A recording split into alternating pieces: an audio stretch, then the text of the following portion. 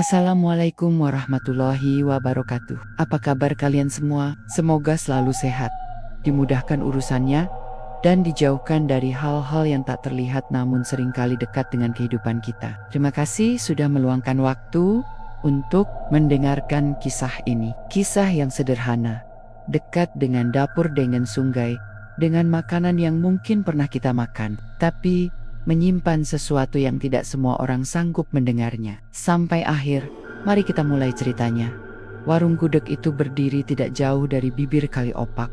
Bangunannya sederhana, berdinding kayu tua yang catnya sudah mengelupas, dengan atap seng yang berbunyi nyaring saat hujan turun. Tidak ada papan nama besar, hanya tulisan tangan di selembar triplek. Gudeg Jeruk Purut, buka subuh setiap pagi buta. Sebelum matahari muncul dari balik sawah Sleman, aroma manis gudeg sudah lebih dulu menyebar. Aromanya legit, dalam, dan hangat. Tidak menyengat, justru menenangkan. Banyak orang bilang, gudeg itu punya rasa yang ngangeni, seperti mengingatkan pada rumah yang lama ditinggalkan. Pemiliknya seorang perempuan paruh baya bernama Bu Raras. Tubuhnya kecil, wajahnya teduh. Sorot matanya selalu tenang seperti orang yang sudah berdamai dengan banyak hal. Ia jarang bicara banyak, tapi setiap kata yang keluar selalu pelan dan terukur. Setiap subuh sebelum menyalakan tungku, Bu Rara selalu melakukan hal yang sama. Ia berjalan ke arah Kali Opak, membawa satu mangkuk kecil berisi air dan beberapa lembar daun jeruk purut. Ia jongkok di tepi sungai, menundukkan kepala, lalu berbisik lirih tidak jelas doanya apa. Tapi selalu diakhiri dengan satu kalimat yang sama. Nyuwun sewu. Titip sekedap, tak ada yang tahu maksudnya. Warga sekitar menganggap itu hanya kebiasaan orang tua yang masih memegang adat.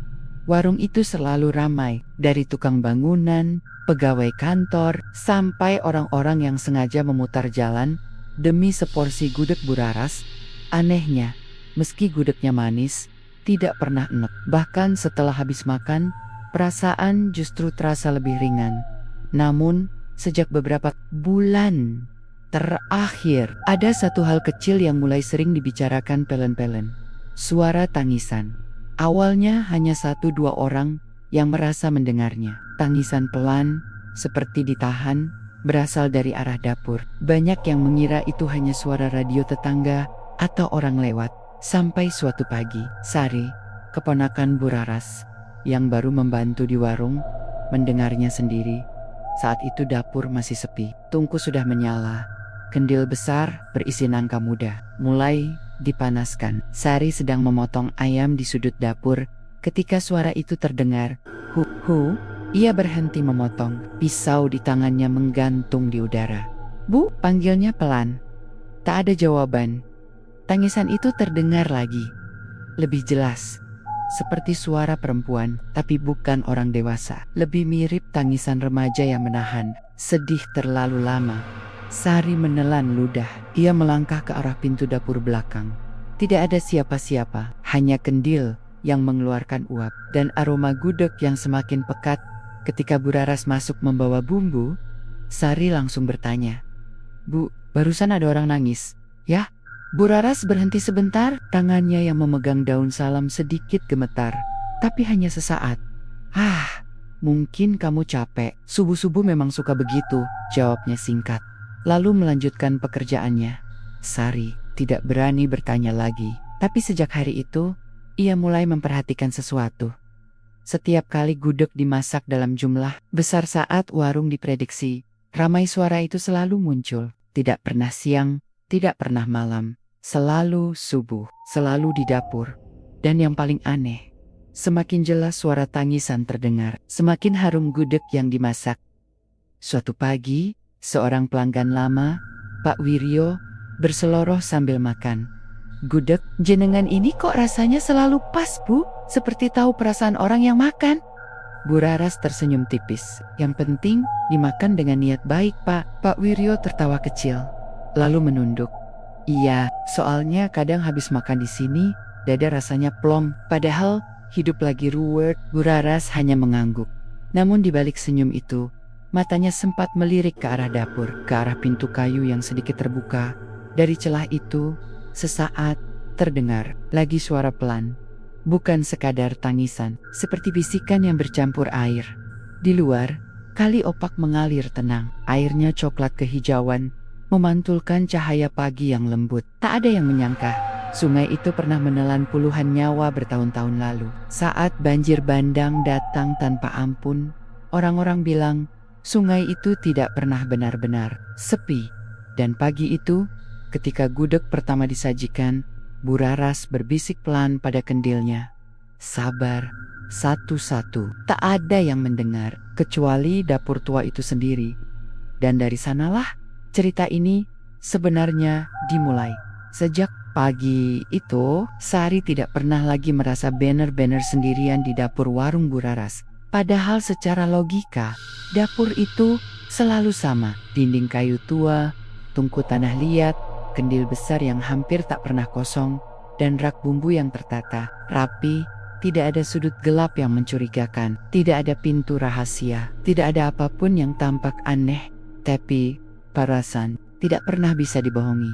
Setiap subuh, saat kaki Sari menginjak lantai dapur yang dingin, dadanya selalu terasa sedikit sesak. Seperti ada sesuatu yang sudah lebih dulu hadir di sana, menunggu. Pagi itu, gudeg dimasak lebih banyak dari biasanya. Ada pesanan untuk hajatan kecil di desa sebelah. Bu Raras datang lebih awal. Wajahnya tampak lebih pucat, tapi gerakannya tetap tenang.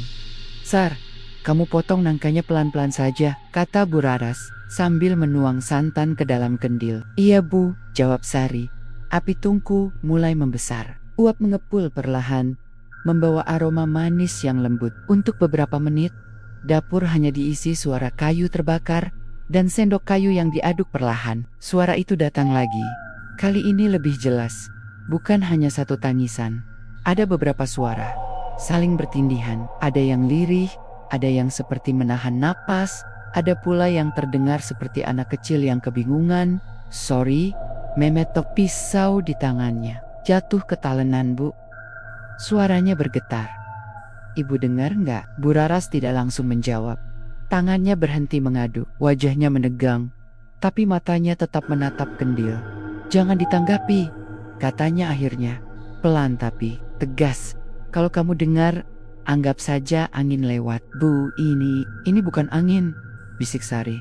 "Ini seperti orang nangis." Suara itu makin jelas, seolah mendekat ke arah pintu dapur. Tapi anehnya, tidak ada satupun suara langkah kaki. Tidak ada bayangan, tidak ada perubahan udara, hanya tangisan. Bu Raras menarik napas panjang. Ia menutup kendil sebentar, lalu melangkah ke rak bumbu. Tangannya mengambil beberapa lembar daun jeruk purut, diremas perlahan, lalu dilemparkan ke dalam masakan sot itu juga. Aroma dapur berubah. Bukan hanya harum, ada rasa sejuk yang menyentuh hidung, seperti udara setelah hujan pertama. Tangisan itu tidak hilang, tapi melemah, seperti suara yang ditenangkan, bukan diusir. "Bu Raras," Sari memberanikan diri. "Sebenarnya ini apa?" Bu Raras menatap Sari lama. Pandangannya bukan marah, bukan takut, lebih seperti orang yang sedang menimbang. Apakah seseorang sudah cukup kuat untuk mendengar kebenaran? "Kamu percaya sama cerita lama?" tanyanya balik. Sari mengangguk pelan. "Nenek saya dulu sering cerita soal penunggu sungai." Bu Raras tersenyum tipis. "Kali opak itu tua, Sar. Lebih tua dari kita semua." Ia kembali mengaduk gudeg. Gerakannya perlahan, hampir seperti mengelus. "Dulu, sebelum warung ini ada, sungai ini pernah ambil banyak sekali nyawa. Terlalu banyak untuk sekadar dilupakan." Sari merinding. Ia melirik ke arah jendela dapur yang menghadap sungai. Airnya tampak tenang, tapi mengalir tanpa suara. "Jadi, yang nangis itu, yang belum pulang," potong Bu Raras pelan. Sejak hari itu, Sari mulai menyadari pola. Tangisan tidak pernah terdengar di luar dapur, tidak pernah sampai ke warung depan, tidak pernah didengar pelanggan secara jelas. Kalaupun ada yang mendengar, suaranya selalu samar, seolah tertahan dinding. Dan satu hal lagi yang makin mengganggu pikiran Sari, setiap kali tangisan terdengar, tidak ada satupun orang yang keluar dari dapur. Suara itu seolah berputar-putar di dalam ruangan, mencari jalan, tapi tidak pernah menemukan pintu. Suatu sore, setelah warung tutup, Sari memberanikan diri, membersihkan dapur sendirian. Bu Raras pulang lebih dulu karena badannya kurang enak. Matahari hampir tenggelam, dapur mulai remang. Saat Sari menyapu lantai, ia mendengar suara air menetes. Tok, tok, tok. Ia mengira ada atap bocor, tapi saat ia mendongak, tidak, ada air jatuh dari atas. Suara itu berasal dari arah kendil kosong. Sari mendekat perlahan. Jantungnya berdegup keras saat ia menengok ke dalam kendil. Kosong, tidak ada apa-apa. Tapi suara itu berubah. Bukan lagi tetesan, melainkan isak. Sari mundur. Cepat. Assalamualaikum, ucapnya gemetar. Tangisan itu berhenti seketika, hening. Namun, tepat saat Sari berbalik pergi, terdengar satu bisikan pelan, sangat dekat dengan telinganya. Dingin. Sari berlari keluar dapur tanpa menoleh. Ia baru berhenti di tepi kali opak. Napasnya tersengal. Air sungai mengalir pelan, tapi di permukaannya, sesaat ia melihat riak kecil seperti ada sesuatu yang baru saja masuk ke dalamnya. Malam itu, Sari tidak bisa tidur, dan di dapur warung gudeg itu, kendil besar kembali dipanaskan. Keesokan subuh, tangisan kembali datang. Lebih pelan, lebih dekat. Setelah kejadian sore itu, Sari mulai paham satu hal. Di warung gudeg Buraras, tidak semua hal perlu dilihat untuk bisa dirasakan. Hari-hari berikutnya berjalan seperti biasa. Warung tetap ramai, gudeg tetap laris, senyum pelanggan tetap tulus. Tidak ada kejadian aneh yang sampai membuat orang-orang lari ketakutan. Justru itulah yang membuat semuanya terasa lebih ganjil. Tangisan masih sering terdengar di dapur, tapi kini Sari tahu suara itu tidak pernah muncul tanpa alasan. Pagi itu, Sari datang lebih awal. Buraras belum tiba. Udara masih dingin, kabut tipis menggantung di atas kali opak. Saat Sari membuka pintu dapur, aroma sisa gudeg semalam masih tertinggal. Ia mulai menyiapkan bahan seperti biasa. Nangka muda, telur, ayam, santan, semua tampak normal. Sampai ia membuka rak bumbu, Sari memperhatikan satu persatu. Lengkuas, ketumbar, bawang merah, bawang putih, daun salam, semua ada. Tapi tidak ada satupun catatan resep. Tidak ada buku, tidak ada kertas, bahkan coretan pun tidak. Saat Buraras masuk, Sari akhirnya bertanya, "Bu, resep gudegnya nggak pernah ditulis?" Buraras tersenyum kecil sambil meletakkan keranjang daun jeruk purut. "Resep ini nggak bisa ditulis." "Kenapa?" "Karena kalau ditulis, orang akan masak tanpa tahu kapan harus berhenti." Sari mengernyit. Maksudnya, Buraras menyalakan tungku, lalu duduk sebentar di bangku kecil. Seperti orang yang sedang mengingat sesuatu yang sudah sangat lama. "Dulu yang ngajarin saya masak gudeg ini, bukan ibu saya," katanya pelan. "Tapi Simbah Putri, Simbah Buyut." "Sorry terkiet, masih sempat diajarin." Buraras mengangguk. "Waktu itu saya masih kecil, tapi yang diajarkan bukan cuma cara masak." Api tungku mulai menyala. Bayangan api menari di dinding kayu dapur. Simbah bilang, "Gudeg ini bukan soal rasa, tapi soal waktu." Ulang Sari. Buraras mengambil satu lembar daun jeruk purut, mengusapnya pelan di telapak tangan. Ada hari di mana gudeg tidak boleh dimasak. Ada hari di mana api tidak boleh terlalu besar. Ada waktu di mana kendil harus diaduk, dan ada waktu di mana kendil harus dibiarkan. Sari merinding. "Kalau dilanggar?" Buraras tidak langsung menjawab. Ia hanya menatap kendil kosong. "Kalau dilanggar," katanya akhirnya, yang menunggu akan mengetuk. Seolah menanggapi ucapan itu, suara pelan terdengar dari arah dapur. Belakang, bukan tangisan kali ini. Lebih seperti napas panjang. Sari menelan ludah. "Bu, Simbah tahu soal mereka?" Buraras mengangguk pelan. "Simbah tinggal di sini waktu banjir besar itu terjadi." Sari pernah mendengar cerita itu dari warga. Banjir bandang bertahun-tahun lalu. Air kali opak meluap di malam hari, menyeret rumah, ternak, dan manusia. Banyak yang tidak sempat menyelamatkan diri, katanya. "Banyak yang gak ketemu jasadnya," ujar Sari. "Hati-hati." Buraras mengangguk lagi. "Bukan karena hanyut semua, tapi karena tidak semua ingin pergi." Suasana dapur terasa lebih berat. Udara seperti menekan dada. "Simbah bilang," lanjut Buraras, Kalau mereka tidak diberi tempat, mereka akan mencari sendiri. Sorry Ter, pikirannya melayang pada bisikan dingin yang pernah ia dengar. Terus gudeg ini adalah tempat singgah, potong Buraras. Ia mulai memasukkan nangka ke dalam kendil. Gerakannya perlahan, penuh perhatian, seperti sedang menidurkan anak kecil. Jeruk purut ini bukan sekadar aroma. Ini pengingat, katanya. Biar mereka ingat, masih ada yang mau mendengarkan. Saat gudeg mulai dimasak, tangisan itu muncul lagi. Pelan, tapi jelas. Kali ini, tidak membuat Sari panik, justru terasa. Sedih Bu, Sari berbisik. Kenapa mereka nangis? Buraras mengaduk perlahan. Karena mereka ingat.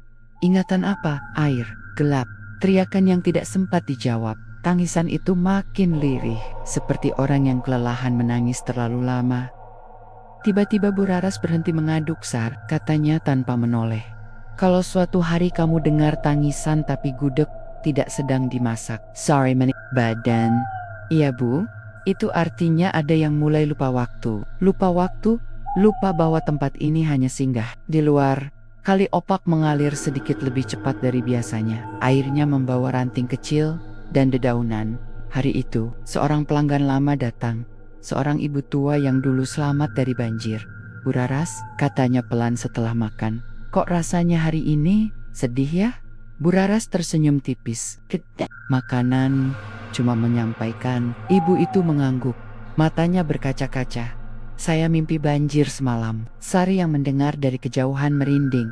Malamnya, sebelum pulang, Sari melihat Buraras berdiri di tepi sungai. Seperti biasa, tapi kali ini lebih lama. Ia membawa lebih banyak daun jeruk purut dari biasanya. Bu, panggil Sari pelan. Buraras menoleh. Pulang duluan saja, Sar. Tapi besok gudeg dimasak lebih banyak. Kenapa? Buraras menatap sungai yang gelap. Karena yang datang sedang ramai. Air kali opak beriak pelan. Dan untuk pertama kalinya, Sari merasa tangisan itu tidak lagi sendirian. Di dapur, kendil besar menunggu. Resep yang tak pernah ditulis. Dan waktu yang perlahan mulai bergerak ke arah yang tidak bisa dihentikan. Sejak malam itu, suasana warung terasa berubah. Bukan berubah, jadi lebih menakutkan secara terang-terangan. Tapi, seperti rumah lama yang tiba-tiba terasa penuh. Padahal, perabotnya sama. Udara di dapur menjadi lebih berat. Bau jeruk purut lebih sering tercium, bahkan saat gudeg belum dimasak. Dan yang paling terasa oleh Sari, tangisan tidak lagi selalu terdengar sebagai suara. Kadang hanya berupa rasa. Pagi itu, saat Sari masuk dapur, dadanya tiba-tiba sesak, seperti habis menangis lama. Padahal ia baru bangun tidur. Matanya panas, tenggorokannya kering. Bu, panggilnya lirih. Buraras sudah ada di depan kendil. Rambutnya disanggul rapi, wajahnya terlihat lelah tapi tenang. Kemudian berat, tanya Buraras tanpa menoleh. Sari terdiam. Iya Bu, Buraras mengangguk pelan. Berarti mereka lagi banyak. Gudeg hari itu dimasak lebih awal. Api tungku menyala sejak azan subuh belum selesai berkumandang. Saat santan mulai mengental, dapur terasa hangat. Tapi bukan hangat api, lebih seperti hangat tubuh. Tanjisa muncul lagi. Namun kali ini bukan hanya dari satu arah. Suaranya seperti berputar, naik turun, kadang dekat telinga, kadang jauh seperti dari dasar air. Sari menutup mata, tangannya gemetar saat memegang sendok kayu. Buraras hampir menangis. Saya capek. Buraras berhenti mengaduk. Ia menatap Sari lama sekali. Duduk, katanya singkat. Sari duduk di bangku kecil. Nafasnya tidak teratur. Buraras menuangkan air putih ke gelas dan menyerahkannya. Minum. Setelah Sari agak tenang, Buraras duduk di depannya. Kamu sudah dengar, sudah ngerasa, sudah lihat tanda-tandanya, kata Buraras pelan. Kalau kamu mau berhenti kerja di sini, saya ngerti. Sari menggeleng cepat. Bukan itu Bu, saya cuma penjing. Buraras menghela napas panjang. Seolah selama ini ia menunggu kalimat itu keluar. Baik, katanya. Akhirnya, tapi dengarkan baik-baik, jangan potong. Sari mengangguk. Buraras memandang kendil besar di depan mereka. Uapnya naik pelan. Seperti napas, mereka yang kamu dengar itu Yukep Buraras, bukan penunggu, bukan setan, bukan makhluk yang sengaja mau mengganggu. Tangisan terdengar lebih lirih, seolah ikut mendengarkan. Mereka korban, lanjutnya. Korban banjir bandang yang dulu. Sari menelan ludah. Roh, Buraras mengangguk. Yang jasadnya tidak ketemu. Yang pergi terlalu tiba-tiba. Yang tidak sempat pamit. Sari teringat cerita-cerita warga tua, teriakan malam hari, anak yang hanyut dari gendongan ibunya. Orang-orang yang ditemukan berhari-hari kemudian, atau tidak pernah ditemukan sama sekali. Tapi, kenapa di sini? Tanya Sari pelan. Buraras tersenyum pahit. Karena tidak semua diterima tanah, tidak semua diterima air. Ia mengambil satu lembar daun jeruk purut, meremasnya perlahan. Gudeg ini, katanya, bukan pemanggil, tapi penampung. Sari membelalakan mata.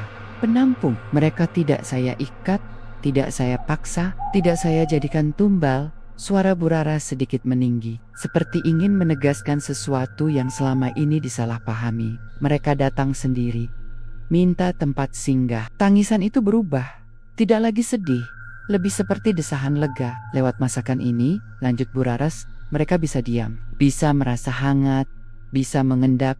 Di gudeg, suara Sari hampir tak keluar. Buraras mengangguk. Di dapur, di aroma, di proses. Sari merinding dari kepala sampai kaki. Makanya gudeg ini rasanya beda, kata Buraras pelan.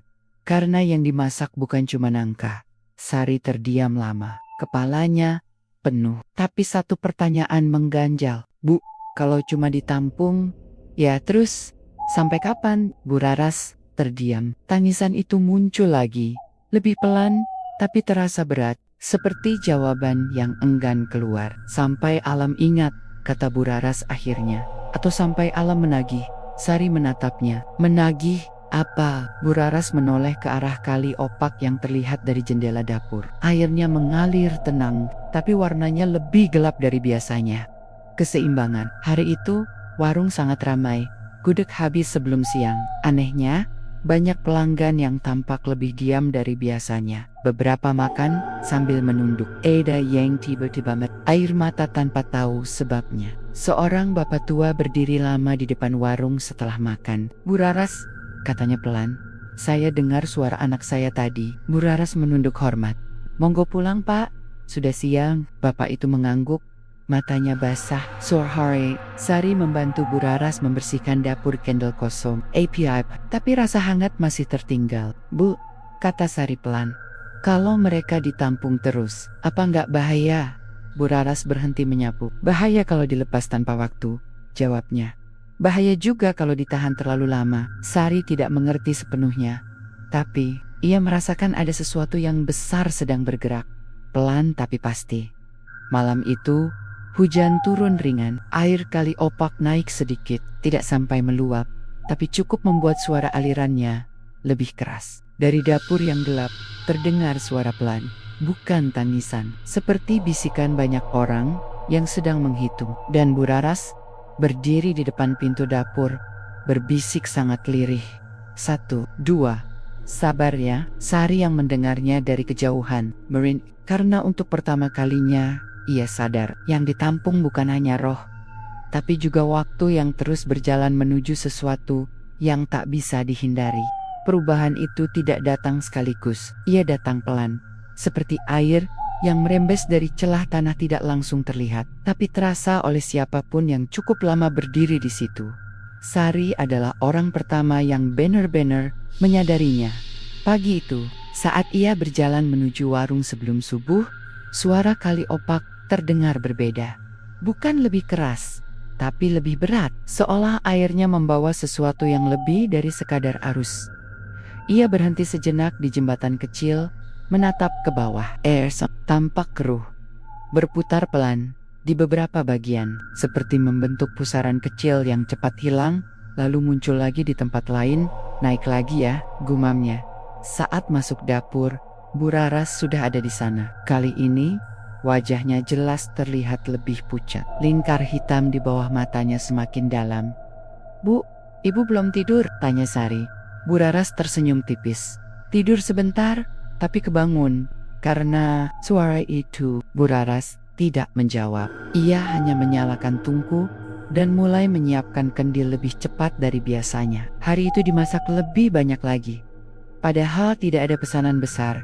Tangisan muncul bahkan sebelum santan dituangkan. Pelan, teratur. Seperti orang-orang yang berbaris rapi menunggu giliran. Sari memejamkan mata. Dadanya terasa penuh, bukan sesak lebih seperti menahan napas terlalu lama. Bu, katanya lirih. Mereka kenapa? Buraras mengaduk pelan. Gelisah. Kenapa gelisah? Karena air mulai ingat jalannya. Kalimat itu membuat Sari merinding.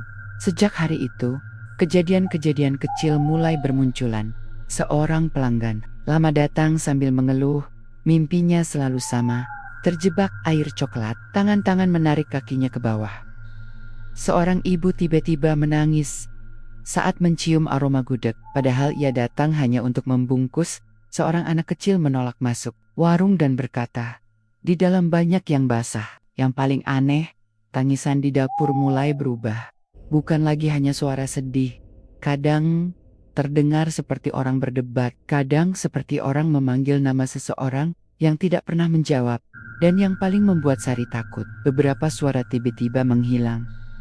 Awalnya Sari mengira itu hal baik, tapi Buraras justru terlihat semakin tegang. "Mereka kemana, Bu?" tanya Sari. Suatu pagi, saat dapur terasa lebih sepi dari biasanya, Buraras berhenti mengaduk. Sendok kayu di tangannya bergetar halus. "Hilang," jawabnya singkat, "hilang." "Pulang." Buraras menggeleng. "Bukan pulang," Sari menelan ludah. "Terus kemana?" Buraras menatapnya lama. "Dikembalikan." Kata itu terdengar dingin, seok beberopa. Suara menghilang. Perubahan di Kali Opak semakin jelas. Airnya sering naik, mendadak saat sore, lalu turun lagi menjelang malam. Warga mulai resah. Sesepuh desa, Mbah Sastro, datang ke warung suatu siang. Ia tidak langsung memesan. Ia duduk lama, memejamkan mata, menghirup aroma gudeg. "Buraras," katanya akhirnya. Suaranya serak. "Hitungan sudah jalan?" "Ya." Buraras menunduk hormat. "Belum penuh, Mbah, tapi sudah mulai." Mbah Sastro menatap ke arah sungai. Air tidak pernah lupa. Sari berdiri tak jauh dari mereka. Jantungnya berdegup kencang. "Mbah," katanya ragu. "Maksudnya apa?" "Mbah." Sastro menatap Sari. Matanya sayu, tapi tajam. "Kalau terlalu banyak yang ditahan, alam akan membuka pintu sendiri." Buraras memejamkan mata. Malam-malam berikutnya, Sari sering terbangun oleh mimpi aneh. Ia berdiri di dapur, sendirian. Kendil besar mendidih tanpa api. Dari dalamnya, air meluap, membasahi lantai, tapi tidak pernah keluar dari pintu. Setiap kali ia mencoba membuka pintu, suara dari dalam kendil berbisik, "Belum." Suatu sore, hujan turun deras. Kali Opak naik lebih cepat dari biasanya. Air menyentuh tanggul kecil di dekat warung. Buraras berdiri lama di tepi sungai, membawa lebih banyak jeruk purut dari hari-hari sebelumnya, Sar. Katanya tanpa menoleh, "Kalau suatu hari kamu lihat air masuk dapur." Sari menegang. "Iya, Bu, jangan panik, jangan lari. Dengarkan." "Dengarkan apa?" Buraras tersenyum pahit. Hitungannya, hari itu, satu suara lagi menghilang dari dapur. Tangisan yang biasanya terdengar lirih di sudut belakang tidak pernah muncul lagi. Sebagai gantinya, malam itu hujan turun tanpa angin, deras dan lama. Kali Opak meluap sedikit, belum banjir, tapi cukup membuat warga berjaga. Sari berdiri di dapur yang gelap, hanya ditemani bau gudeg sisa pagi. Tiba-tiba, dari kendil kosong, terdengar suara pelan bukan tangisan, seperti orang berbisik di dasar air. "Kurang satu." Sari mundur perlahan, nafasnya memburu. Di luar, suara air semakin keras. Dan Buraras berdiri di ambang pintu dapur, berbisik lirih dengan suara yang hampir tidak terdengar. Belum sekarang." Namun jauh di dalam aliran Kali Opak, sesuatu telah bergerak. Bukan roh, bukan manusia, melainkan ingatan alam yang mulai bangun dan menagih satu persatu. Malam itu, hujan tidak turun deras. Justru itulah yang membuatnya terasa tidak wajar. Langit gelap menggantung rendah di atas kali opak. Tapi air tidak jatuh. Udara lembab, dingin, dan berat. Seperti alam sedang menahan napas. Sari duduk di dapur. Warung, sendirian. Bu Raras belum kembali dari tepi sungai sejak sore. Kendil besar di hadapannya kosong, tapi terasa hangat saat disentuh. Dari luar, suara air terdengar pelan. Terlalu pelan. Bu, Sari memanggil lirih. Tidak ada jawaban. Lalu, suara itu terdengar lagi. Bukan tangisan, bukan bisikan, melainkan suara seperti orang menghitung dengan napas pendek. 3, 4. Sari berdiri perlahan. Kakinya gemetar. Siap, tanyanya. Pelan. Tidak ada jawaban, tapi rasa dingin menjalar dari lantai ke betisnya. Seperti air yang merambat tanpa basah. Pintu dapur terbuka. Bu Raras masuk. Wajahnya basah. Bukan oleh hujan, tapi oleh keringat dingin. Tangannya menggenggam sesuatu seikat jeruk purut yang sudah menghitam. Bu! Sari hampir menangis. Ada suara. Bu Raras mengangguk pelan. Saya tahu. Iya, duduk di bangku kecil. Napasnya berat. Lama sekali ia diam, menatap kendil kosong. Sudah berapa yang hilang? Tanya Sari akhirnya. Bu Raras memejamkan mata. 6. Angka itu jatuh di dada Sari seperti batu. 6. Itu artinya apa? Bu Raras membuka mata. Tatapannya lelah. Itu artinya kita sudah dekat. Dekat ke apa, Bu? Suara Sari bergetar. Jawaban, kata Bu Raras lirih. Dan akibatnya ia berdiri, berjalan kerak bumbu, lalu mengambil sendok kayu tua yang selama ini selalu dipakai mengaduk gudeg. Sari, katanya pelan. Selama ini kamu pikir gudeg ini menenangkan mereka? Sari mengangguk. Iya, Bu Raras menggeleng. Perlahan, tidak sepenuhnya, tangannya mengusap permukaan kendil. Gudeg ini menunda. Sari terdiam. Menunda apa? Bu Raras menelan ludah. Menunda pengembalian. Udara dapur terasa makin berat. Mereka yang ditampung di sini, lanjut Bu Raras, seharusnya kembali ke siklus alam. Ke tanah, ke air, ke lupa. Terus kenapa ditahan? Tanya Sari, suaranya hampir putus. Bu Raras menatapnya lama. Karina, kalau semuanya dikembalikan sekaligus, air akan mencari jalan yang sama seperti dulu. Kata-kata itu seperti petir di kepala Sari. Jadi selama ini, ya, potong Bu Raras pelan. Saya bukan menyelamatkan desa. Tangisan terdengar samar, jauh di dalam dapur. Bukan sedih, lebih seperti pasrah. Saya cuma memperlambatnya. Sorry, terdudak, kakinya terasa lemas. Bu, berarti setiap roh yang hilang adalah satu langkah lebih dekat, jawab Bu Raras. Di luar, suara kali opak terdengar sedikit lebih keras. Air mulai menyentuh beta-beta yang biasanya kering, Bah. Sastro benar, gumam Sari. Alam menagih. Bu Raras mengangguk, dan hitungannya tidak bisa diulang. Kenapa tidak dihentikan saja? Tanya Sari putus asa. Berhenti masak gudeg. Lepaskan semuanya. Bu Raras tersenyum pahit. Kalau dilepas tanpa wadah, mereka akan keluar sendiri. Dan itu lebih buruk? Bu Raras mengangguk pelan. Jauh lebih buruk. Malam itu, hujan mulai turun. Perlahan, teratur. Seperti tetesan jam pasir. Bu Raras menyalakan tungku. Bu, Sari menatapnya kaget. Masak sekarang? Bu Raras mengambil santan. Gudeg terakhir, katanya pelan. Terakhir, bukan untuk dijual. Tangisan mulai terdengar lagi, lebih banyak dari sebelumnya. Dapur terasa penuh, sesak oleh kehadiran yang tak terlihat. Sari menutup telinganya. Bu, saya takut. Bu Raras mendekat, meletakkan tangan di bahu Sari. Saya juga. Api menyala.